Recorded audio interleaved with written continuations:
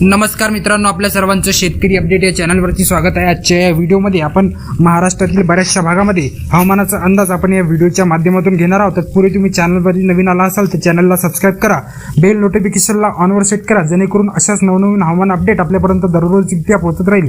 आता या ठिकाणी बघू शकत असाल दुपारी बऱ्याचशा भागामध्ये आपल्याला पाऊस पडताना दिसलेला आहे। तसाच मध्यरात्री दरम्यान आपल्याला बऱ्याचशा जिल्ह्यामध्ये तालुक्यामध्ये आपल्याला हवामानाचा आढावा कोणकोणत्या ठिकाणी पाऊस पडणार आहे आपण या व्हिडिओच्या माध्यमातून जाणून घेणार आहोत। आता सुरुवात करूया मित्रांनो, आपण पहिल्यांदा मुंबईच्या आसपासच्या प्रदेशाकडून मुंबईकडे। आता मुंबईच्या पश्चिम महाराष्ट्रामध्ये मुंबई आहे, त्यानंतर इकडे बघू शकत असाल वसई, विरार, माथेरान, लोणावळा, अलिबाग, मुरुड, महाड या प्रदेशामध्ये आपल्याला मुसळधार स्वरूपाचा पावसाचा अंदाज आपल्याला बघायला मिळणार आहे मध्यरात्री दरम्यान। त्यानंतर इकडे दापोली, चिपळूण आहे, रत्नागिरी, राजापूर, कंकावली, सावंतवाडी या प्रदेशामध्ये सुद्धा आपल्याला मध्यम ते मुसळधार स्वरूपाचा पावसाचा अंदाज आपल्याला बघायला मिळणार आहे। त्यानंतर इकडे सातारा आहे, कराड आहे, विटा, वडूज, सांगली, बारामती, भोर या प्रदेशामध्ये सुद्धा आपल्याला मध्यम ते मुसळधार स्वरूपाचा पावसाचा अंदाज आपल्याला मध्यरात्री दरम्यान बघायला मिळणार आहे। त्यानंतर कोल्हापूर आहे, निप्पाणी आहे, अठ्ठाणी या प्रदेशामध्ये सुद्धा आपल्याला मध्यम ते मुसळधार स्वरूपाचा पावसाचा अंदाज आपल्याला बघायला मिळणार आहे। त्यानंतर इकडं आपण पुण्यालगतच्या प्रदेशाकडे हा अंदाज तुम्ही लक्षात ठेवा। पुणे आहे, चाकण आहे, भोर आहे, जुन्नर, अकोले, घोटी, त्यानंतर नाशिक, पेठ, मनमाड, श्रीरामपूर, अहिल्यानगर या प्रदेशामध्ये सुद्धा आपल्याला मध्यम ते मुसळधार स्वरूपाचा पावसाचा अंदाज आपल्याला मध्यरात्री दरम्यान बघायला मिळणार आहे। त्यानंतर इकडे आपण पश्चिम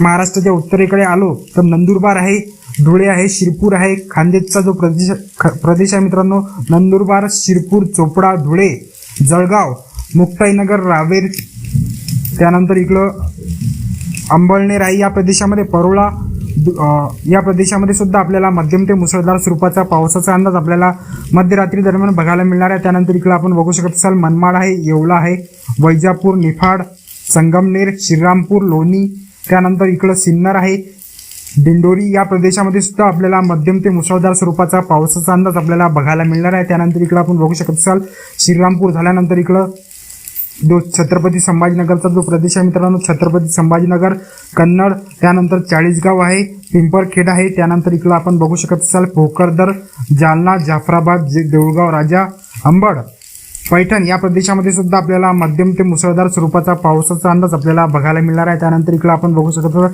कर्जत आहे, करमाळ आहे, त्यानंतर इकडं जामखेड आहे, त्यानंतर लोणीघाट या बीड या प्रदेशामध्ये आपल्याला मध्यम स्वरूपाचा पावसाचा अंदाज आपल्याला बघायला मिळणार आहे। त्यानंतर इकडं हा अंदाज तुम्ही लक्षात ठेवा मित्रांनो, जो इंदापूर आहे, अकलूज आहे, त्यानंतर पंढरपूर आहे, सांगोले आहे, मोहोळ आहे, त्यानंतर इकडं सोलापूर हा जो प्रदेश आहे मित्रांनो, तुळजापूरचा जो प्रदेश आहे, तुळजापूर आहे, धाराशिव, सोलापूर, त्यानंतर इकडं आपण बघू शकत असाल पंढरपूर आहे, सांगोले आहे, इंदापूर या प्रदेशामध्ये आपल्याला तुरळक स्वरूपामध्ये आपल्याला पावसाचा अंदाज आपल्याला बघायला मिळणार आहे मध्यरात्री दरम्यान। त्यानंतर इकडे आपण बघू शकत असाल लातूरचा जो प्रदेश आहे मित्रांनो, लातूरमध्ये सुद्धा सारखीच परिस्थिती असणार आहे। लातूर आहे, अंबेजोगाई, परळी, वैजनाथ, अहमदपूर, उदगीर, कंधारपर्यंत, निलंगा या बसव कल्याण, बिदर या प्रदेशामध्ये सुद्धा आपल्याला किरकोळ स्वरूपाचा पावसाचा अंदाज आपल्याला मध्यरात्री दरम्यान बघायला मिळणार आहे। त्यानंतर इकडे परभणी आहे, पूर्णा आहे, बसमत, औंढा नागनाथ, जिंतूर, गंगाखेड,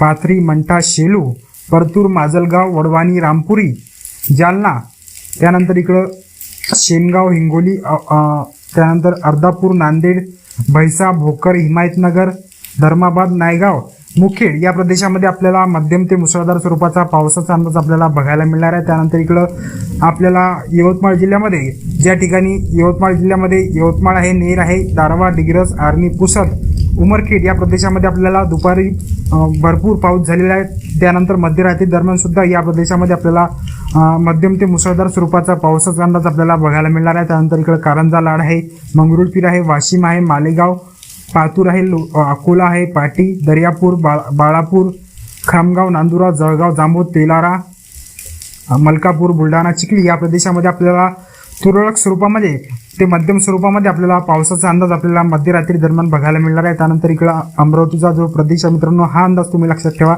अचलपूर, परतवाडा, अमरावती, मोझरी, चांदूर, मोर्शी, आष्टी, आर्वी, पुलगाव, कारंजा, वरुड, नरखेड, पांढुर्णा, काटोल, त्यानंतर इकडे सावनेर, धवलपूर, नागपूर, त्यानंतर रामटेक, लखमापूर, उमरेड या प्रदेशामध्ये आपल्याला मध्यम ते मुसळधार स्वरूपाचा पावसाचा अंदाज आपल्याला मध्यरात्री दरम्यान बघायला मिळणार आहे। त्यानंतर इकडे तुमसर आहे, भंडारा आहे, हिरोरा आहे, साकोली, अर्जुनी, मोरगाव, ब्रह्मपुरी. त्यानंतर इकडं आपण बघू शकत असाल चिमूर आहे, चंद्रपूर आहे, भद्रावती आहे. त्यानंतर हिंगणघाट आहे, वर्धा, कोल्हापूर, लखमापूर या प्रदेशामध्ये आपल्याला मध्यम ते मुसळधार स्वरूपाचा पावसाचा अंदाज आपल्याला मध्यरात्री 23 जून 2026 रोजी आपल्याला बघायला मिळणार आहे. तसंच आज दुपारी 23 जून बऱ्याचशा भागामध्ये महाराष्ट्राच्या मुसळधार स्वरूपाचा पावसाचा अंदाज आपला खरा ठरलेला आहे. मित्रांनो, तरी आपल्याला हा व्हिडिओ आवडला असेल तर व्हिडिओला लाईक करा, चॅनलला सबस्क्राईब करा. धन्यवाद. जय हिंद, जय महाराष्ट्र मित्रांनो.